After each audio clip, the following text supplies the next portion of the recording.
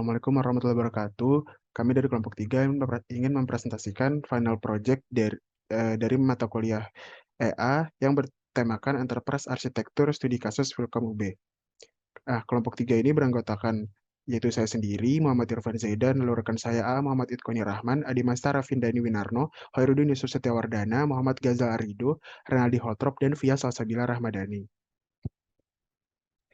Nah, visi misi stakeholder dan landasan teori sesuai dengan data yang dipakai oleh Filkom UB. Nah, selanjutnya itu saya ingin menjelaskan tentang preliminary. Pada fase ini, eh, merupakan tahap awal dari perencanaan enterprise arsitektur.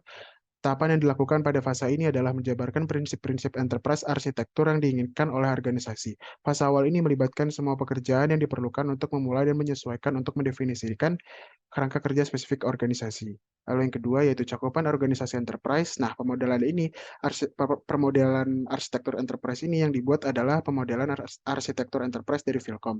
Ruang lingkup dari proyek ini adalah Filkom UB yang terdiri dari beberapa stakeholder seperti pihak akademik, pihak mahasiswa, pihak tenaga pendidik, dan developer dari EA. Nah, dalam preliminary, kami memutuskan untuk menggunakan metode Agile Scrum dalam proses pengerjaan studi kasus Filkom ini. Untuk lebih jelasnya, dibuka link yang tertera di bawah tabel. Selanjutnya itu RACI Framework. RACI adalah singkatan dari Responsible Accountable Consulted Inform.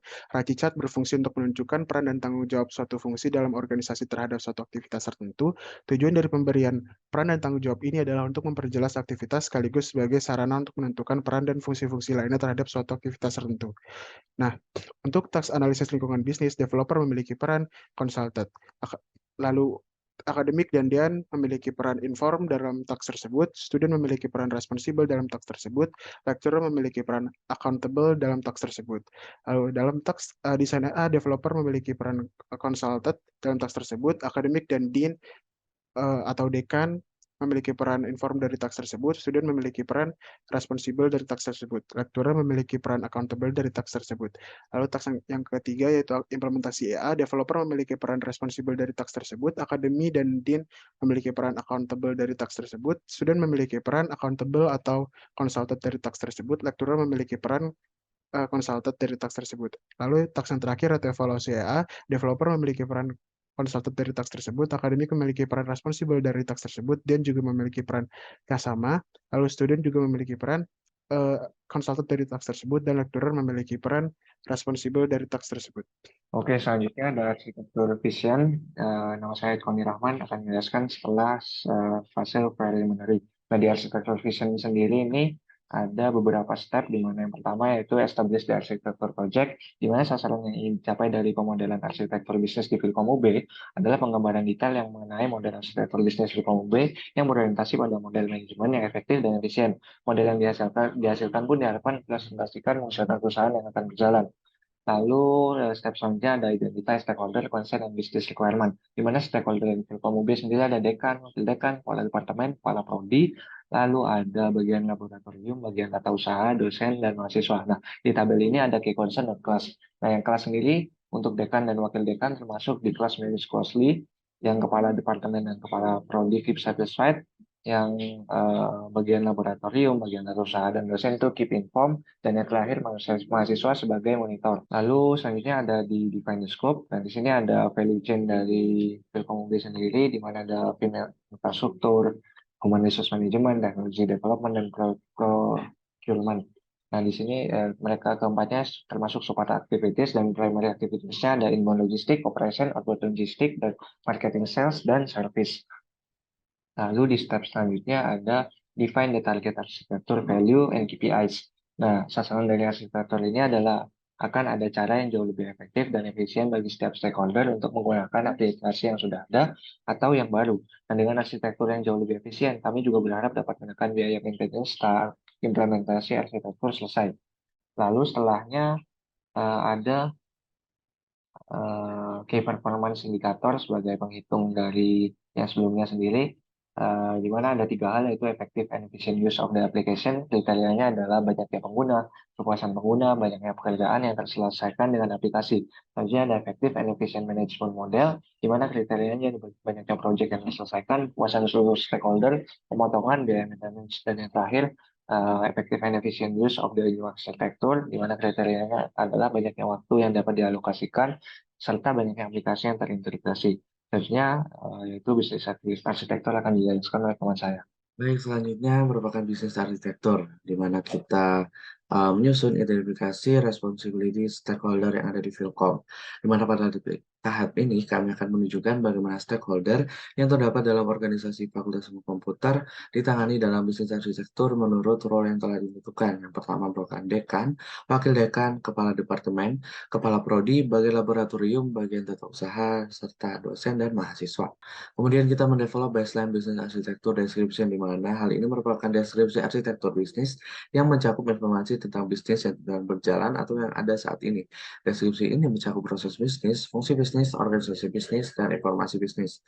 Dan berikut merupakan salah satu contohnya. Kemudian kita mendevelop target bisnis arsitektur description, yang hal ini merupakan gambaran atau deskripsi target arsitektur bisnis yang ingin dicapai oleh sebuah perusahaan di masa depan. Dan dokumen ini mencakup deskripsi bisnis yang telah lebih komprehensif, struktur organisasi yang direncanakan, fungsi bisnis yang diharapkan, dan informasi bisnis yang diperlukan dalam mencapai tujuan bisnis yang ditentukan. Kemudian kita menyusun gap analisis, di mana teknik yang digunakan dalam arsitektur perusahaan untuk mengidentifikasi perbedaan antara dua kondisi arsitektur, yaitu arsitektur bisnis saat ini yang berfungsi menjelaskan keadaan bisnis yang sedang terjadi saat ini pada Philcom UB, dan arsitektur bisnis usulan, di mana arsitektur yang diusulkan sehingga dapat diterapkan pada Philcom UB, dan ini merupakan gap analisis yang telah kami susun.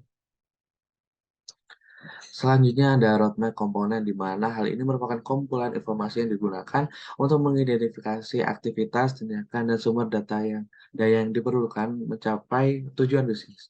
Berdasarkan studi kasus Philcom UB, terdapat komponen kebutuhan bisnis, arsitektur teknologi, sumber daya, serta resiko. Baik, selanjutnya TESI, Data and Applications Architecture. Di langkah pertama itu select reference models, viewpoints, and tools. Ini kami merumuskan data modeling language yang bisa digunakan dalam aplikasi untuk studi kasus Philcom UB ini.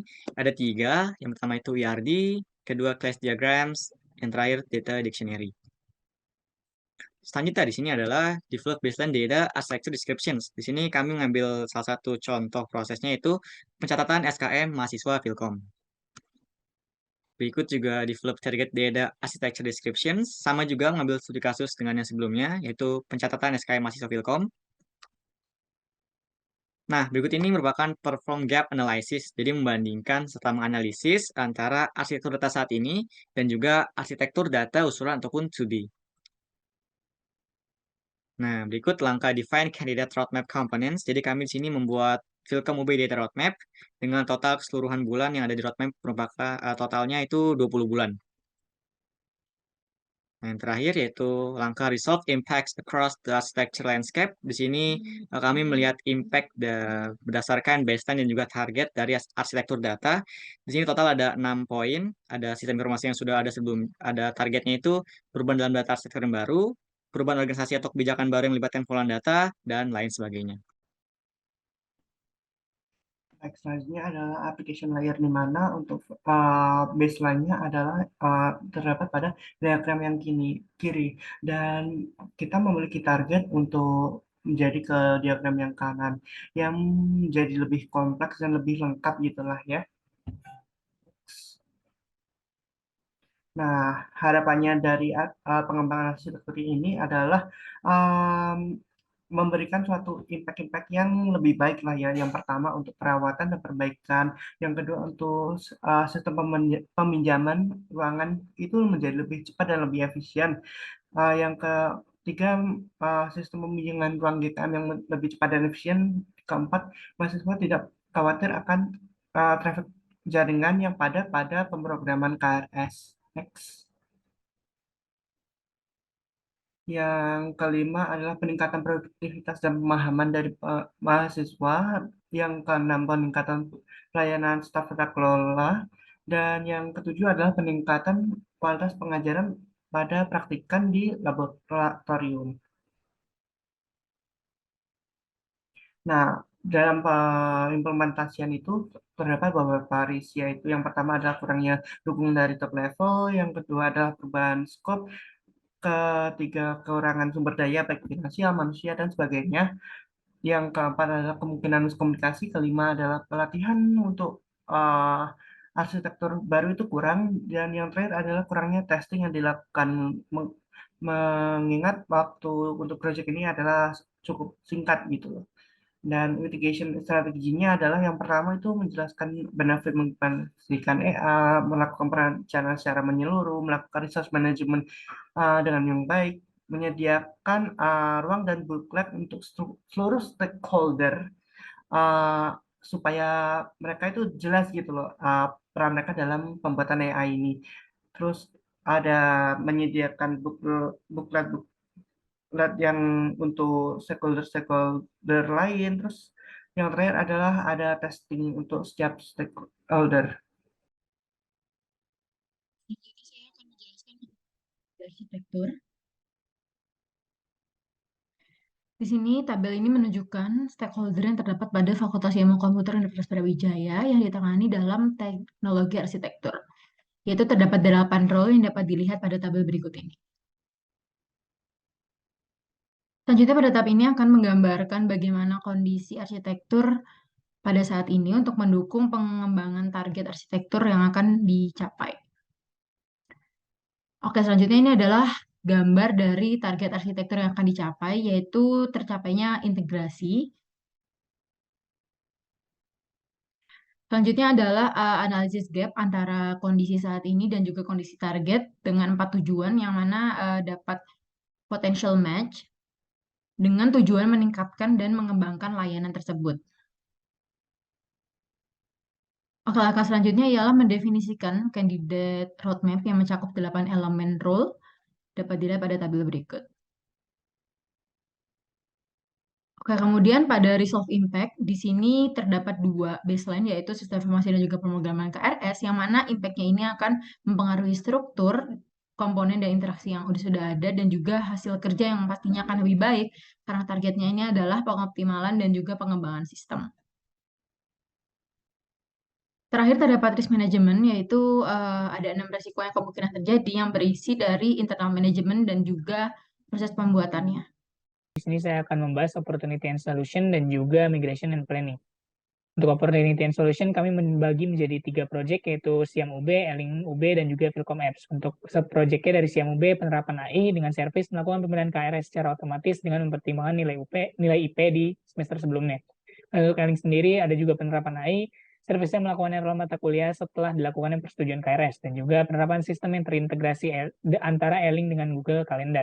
Kemudian perbaikan website Eling agar servisnya agar lebih nyaman tampilannya kepada user. Kemudian untuk yang project terakhir yaitu Philcom Apps, yaitu penggabungan antara Halo Philcom dan juga Philcom Apps. Tujuannya agar lebih tersentralisasi. Untuk yang selanjutnya, migration and planning, di sini kami menentukan prioritas implementasi arsitektur aplikasi yang dibutuhkan. Kemudian dari migration and planning terbagi menjadi 2 perspektif, yaitu perspektif manajemen dan perspektif operasional. Untuk perspektif manajemen terbagi menjadi 6, yaitu fitur peminjaman ruangan, fitur pembelajaran berbasis online, fitur pemrograman KRS, sistem manajemen laboratorium, sistem informasi perpustakaan, dan sistem informasi akademik. Untuk perspektif operasional terbagi menjadi 2, yaitu front office system dan back office system. Untuk front office system terbagi menjadi 3, fitur peminjaman ruangan, fitur pembelajaran berbasis online, dan fitur pemrograman KRS.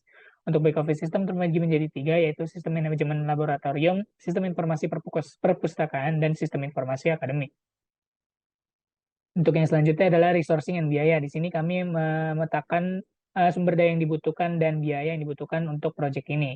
Untuk resourcing-nya sendiri, sumber daya yang dibutuhkan ada 16 orang dan juga tugasnya masing-masing. Kemudian untuk biayanya ada 83 juta. Yang terakhir dari migration and planning adalah meminimalisasi resiko. Tujuannya agar tidak berdampak hal-hal seperti berikut, yaitu keselarasan strategi yang tidak memadai, kurangnya keterlibatan stakeholder, privasi dan keamanan data, serta tantangan integrasi. Nah, selanjutnya yaitu implementation governance. Nah, tata kelola yang pertama yaitu pengelolaan layanan TI pada Philcom UB memiliki usulan dilakukannya penerapan AI pada beberapa layanan TI Philcom, melakukan perbaikan beberapa layanan TI, pengaturan beberapa website Philcom agar tersentralisasi, melakukan peningkatan perangkat keras, melakukan peningkatan infrastruktur TI. Lalu tata kelola yang kedua yaitu pengelolaan sistem informasi akademik mahasiswa Universitas Brawijaya, memiliki usulan dilakukan penerapan AI dan pengembangan sistem informasi yang dilakukan oleh staf Philcom bagian TI. Sekian dari kelompok kami. Wassalamualaikum warahmatullahi wabarakatuh.